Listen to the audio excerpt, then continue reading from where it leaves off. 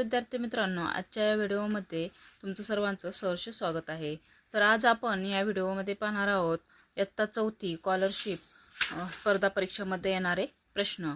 आता एप्रिलमध्ये 4थी ते 7वी पर्यंतची स्कॉलरशिप स्पर्धा परीक्षा आहे। त्या परीक्षामध्ये गणित या विषयावर काही प्रश्न विचारले जातात। ते प्रश्न कसे सोडवायचे ते आज आपण पाहूया। तर गणितामध्ये पहिला भाग आहे तो म्हणजे संख्याज्ञान। संख्याज्ञान या टॉपिकवर आपल्याला काही प्रश्न विचारले जातात। ते प्रश्न आज आपण या व्हिडिओमध्ये पाहणार आहोत। व्हिडिओ स्किप न करता शेवटपर्यंत। इयत्ता 4थी स्कॉलरशिप सराव प्रश्न यावर आपला हा पहिलाच व्हिडिओ आहे। तुम्ही जर नवीन असेल तर चॅनलला सबस्क्राईब करा, जेणेकरून तुम्हाला सर्व व्हिडिओ मिळून जातील। यापुढीलही व्हिडिओ आपण चॅनलवर अपलोड करणार आहे। तर मुलांनो, संख्याज्ञान या विषयावर आपल्याला वेगवेगळ्या पद्धतीने प्रश्न विचारले जातात। संख्यांचा लहान मोठेपणा, आंतरराष्ट्रीय संख्या चिन्हे किंवा विस्तारित मांडणी अशा प्रकारचे प्रश्न आज आपण पाहणार आहोत। चला तर मग आपण वेळ न घालवता व्हिडिओला सुरुवात करूया। आता संख्याज्ञान या विषयाचा घटकाचा अभ्यास करताना आपल्याला आंतरराष्ट्रीय संख्या चिन्हे म्हणजेच आणि देवनागरी संख्या चिन्हे यामधील फरक माहीत असणे आवश्यक असते। देवनागरी म्हणजे मराठी अंक असतात, त्यांना देवनागरी संख्या चिन्हे असे म्हणतात। इथे तुम्हाला दिसत आहे 0 1 2 3 4 5 6 7 8 9 हे जे अंक आहेत मराठी, त्यांना देवनागरी संख्या चिन्हे असे म्हणतात। आणि आंतरराष्ट्रीय संख्या चिन्हे म्हणजे आपण इंग्रजीमध्ये जो नंबर लिहितो त्याला आंतरराष्ट्रीय संख्या चिन्हे असे म्हणतात। इथे तुम्हाला जी चौकट दिसत आहे यामध्ये देवनागरी संख्या चिन्हे आणि आंतरराष्ट्रीय संख्या चिन्हे लिहून दिले आहेत। आता यावरच आधारित कसे प्रश्न विचारले जातात ते आपण पाहणार आहोत। पहा, इथे प्रश्न आहे 68,754 ही संख्या आंतरराष्ट्रीय संख्या चिन्हात कशी लिहाल? तर ही संख्या आंतरराष्ट्रीय संख्या चिन्हात कशी लिहाल यासाठी तुम्हाला सुरुवातीला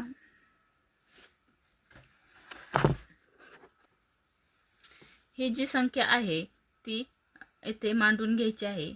परीक्षेमध्ये डायरेक्ट उत्तर द्यायची असतात, परंतु सोडवताना हे संख्याचे 6 ला इंग्लिशमध्ये 6 असे लिहितात, 8 ला 8, 7 ला 7,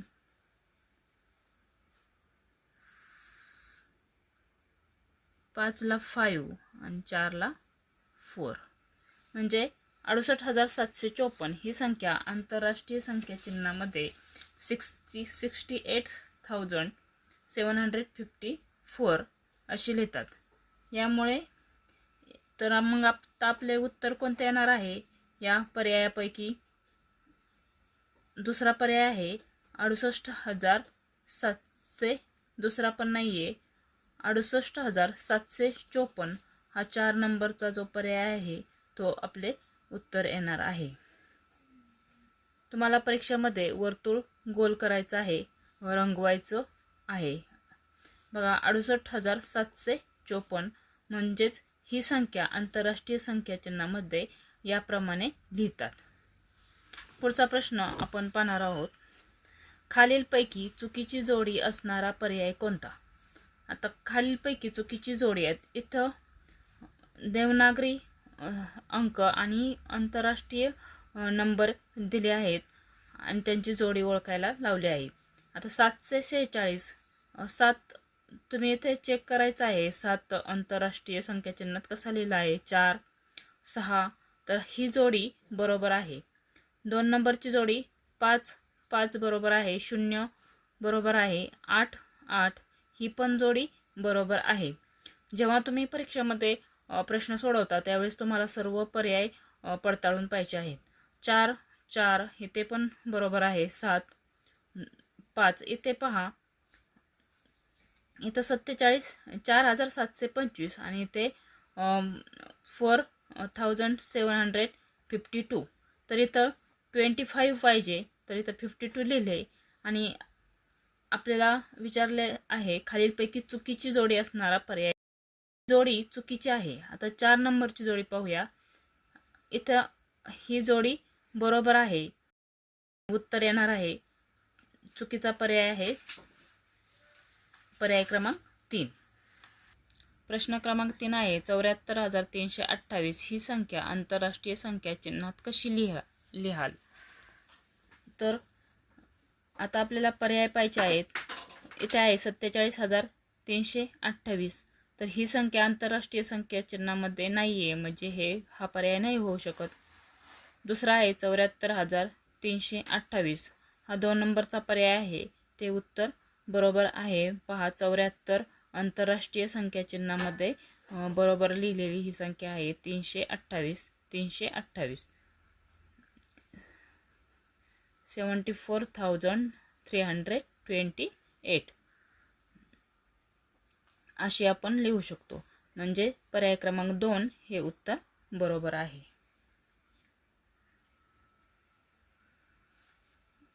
आता आपण पुढील प्रश्न पाहूया. आता पुढील प्रश्न आहे 4था प्रश्न आहे खालीलपैकी कोणती संख्या आंतरराष्ट्रीय संख्या चिन्हात लिहिलेली नाही? आता इथे एक संख्या पर्याय दिले आहेत. त्या संख्या आंतरराष्ट्रीय संख्या चिन्हामध्ये लिहिलेल्या आहेत आणि त्यातील एकच संख्या आंतरराष्ट्रीय संख्या चिन्हामध्ये लिहिलेली नाही. हे आपल्याला यामध्ये ओळखायचं आहे. म्हणजे हे जे अंक आहेत ते आंतरराष्ट्रीय आहेत. 3008 हे पण आंतरराष्ट्रीय संख्या चिन्हात आहे. हा 4 पण आंतरराष्ट्रीय आहे. पण पुढचा 5, 2 आणि 3 हे अंक आंतरराष्ट्रीय संख्या चिन्हात नाही आहे. म्हणून याचे पर्याय क्रमांक 3 हे उत्तर येणार. आणि 4था पर्याय आहे तो पण पूर्ण नंबर हा आंतरराष्ट्रीय संख्या चिन्हात आहे. त्यामुळे याचे उत्तर आहे पर्याय क्रमांक 3. आता आपण पुढील प्रश्न क्रमांक 5 आहे 7035 ही संख्या कोणत्या पर्यायात बरोबर लिहिलेली आहे? बघा, 7035 ही संख्या अक्षरामध्ये इथे लिहिलेली आहे, शतक, दशक, एकक अशी. आणि कोणत्या पर्यायात बरोबर लिहिलेली आहे हे आपल्याला ओळखायचं आहे. 7 शतक. आता 7 शतक आहेत का? नाही आहेत. 7 शतक 35 एकक. 5 हे पर्याय सोडवताना कसे सोडवायचे आहे? दुसरा पर्याय आहे 700 दशक 35 एकक. तिसरा आहे 735 एकक. 703 शतक आणि 5 एकक. आता असं जर उदाहरण आलं तर तुमचा गोंधळ उडू शकतो. तर 7 शतक, शतक म्हणजे 100, म्हणजे 7 ने 100ला गुणले तर आले 700. 35 एकक, 35 हे एकक आहे. मग 700 मध्ये 35 मिळवले किती येते? 735. म्हणजे हे बरोबर आहे का? तर हे चुकीचं आहे. संख्या कशी ओळखायची ते त्यासाठी तुम्हाला असं गणित करावं लागणार आहे. आता 700 दशक. 700 दशक म्हणल्यानंतर 700ला दशकने काय करायचं आहे? गुणायचं आहे. 0 0 0 0 शून्याने 7ला गुणले 0. आता शून्याचा गुणाकार झालेला आहे तर 0 1 0 0 1 0 0 7 1 7. इथं आले 7000. बेरीज झाली 7000. आणि काय आहे? 35 एकक. ह्या 7 आलेल्या 7000मध्ये हे 35 एकक काय करायचे? मिळवायचे. 35 3 0 आणि 3 यांची बेरीज 3 येते. 0 0 आणि 7 7. किती आलं येतं? 7035 ही संख्या कोणत्या पर्यायात बरोबर लिहिली आहे? तर ह्या पर्यायाचं उत्तर आलं आहे 7035. म्हणून पर्याय क्रमांक 700 दशक 35 एकक हे उत्तर बरोबर आहे. बघा, तुम्हाला जर असं उदाहरण आलं तर याप्रमाणे तुम्हाला ते पडताळून पाहावं लागणार आहे. आता इथे दुसरंच उत्तर निघलं तर 735 एकक हे होईल का? तर नाही होणार. तिसरा पर्याय पण बघायचा आहे. 735 एकक नाही होणार. 703 शतक. आता 703 शतक म्हणजे 703 आणि त्यामध्ये 5 एकक मिळवले तर ते सुद्धा उत्तर बरोबर येणार नाही. त्यामुळे पर्याय क्रमांक 2 हे प्रश्नाचं उत्तर आहे. तर आता हे तुम्हाला समजलं असेल, तर आपण अजूनही काही उदाहरणे या टॉपिकवर पाहूया. तर संख्याज्ञान यामध्ये 5 अंकापर्यंतच्या संख्यांचे वाचन व लेखन यावर सुद्धा प्रश्न विचारले जातात. आता वाचन व लेखन आपण कसे करतो? 10,000, हजार, शतक, दशक, एकक किंवा एकक, दशक, शतक, हजार, 10,000. आता तुम्हाला हे माहीत पाहिजे, 1000ला सहस्र असे म्हणतात आणि 10,000ला दशसहस्र असे म्हणतात. तर इथे आपल्याला एक संख्या दिली आहे 48,213 संख्या वाचन.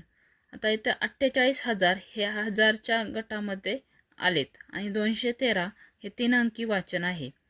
अंक 48 म्हणजे यामधील 8 हा हजार स्थानावर आहे आणि 4 दशहजार स्थानावर आहे. तसेच 3 अंकी संख्येमध्ये 213 यामध्ये 3 हा एकक स्थानावर आहे, 1 दशक स्थानावर आहे आणि 2 शतक स्थानावर आहे. आता याचा अभ्यास तुमचा पहिली, दुसरी किंवा चौथीपर्यंत झालेला आहे. एकक, दशक, शतक, त्यानंतर हजारचं स्थान येतं, दशहजार येतं, हे तुम्हाला माहीत असेल. तर यावरच आधारित काही प्रश्न विचारले जातात, ते आता आपण पाहूया. तर आता आपण प्रश्नांचा सराव करूया. 8005 ही संख्या अक्षरात लिहा, अशा प्रकारचा प्रश्न तुम्हाला परीक्षेला येतो. हे पर्याय दिले आहेत 8050. आता 8005 ही संख्या अक्षरात लिहा, अक्षरात लिहा असा प्रश्न आहे. पर्याय आहेत 8050, 8005, 80,005, 8005 असे पर्याय दिले जातात. मग सुरुवातीला तुम्ही सर्व पर्याय वाचून घ्यायचे आहेत आणि इथे जसे वाचन येते 8005 तसेच 8005 हे 2 नंबरचा पर्याय उत्तर आहे. त्या पर्यायाला गोल करायचं आहे. पुढचा प्रश्न आहे 39,093 ही संख्या अक्षरात कशी लिहाल? पहा, पर्याय आहेत 39,093. ही होईल का? नाही होणार. इथे हजार हा शब्द आलेला नाही. 39,093 पहा, इथे 39,000 हा शब्द आलेला आहे. 39,093. आणि तिसरा पर्याय आहे 393. हे होईल का? 393 नाही होणार. 29,093. 29 आहे का? 39 आहे, म्हणजे हा पण पर्याय येणार नाही. म्हणजे पर्याय क्रमांक 2 हे याचं उत्तर आहे. जसं आपण वाचन करतो तसेच ते लेखी लिहिले जाते, शब्दामध्ये लिहिले जाते. प्रश्न क्रमांक 8 आहे 40,225 ही संख्या अंकात लिहा. पर्याय दिले आहेत पहा 4,02,25, 40,225, 40,025, 40,205. आता याचं जर वाचन तुम्हाला व्यवस्थित येत असेल तर तुम्हाला पर्याय लगेच सापडू शकतो. 40,225 मग 2 नंबरचा पर्याय आहे 40,225.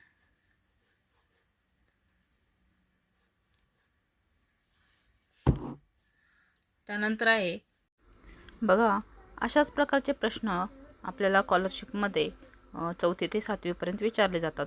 या प्रश्नांचा सराव आपण या चॅनलवर करून घेणार आहोत. तर चॅनलवर नवीन असेल तर चॅनलला सबस्क्राईब करा.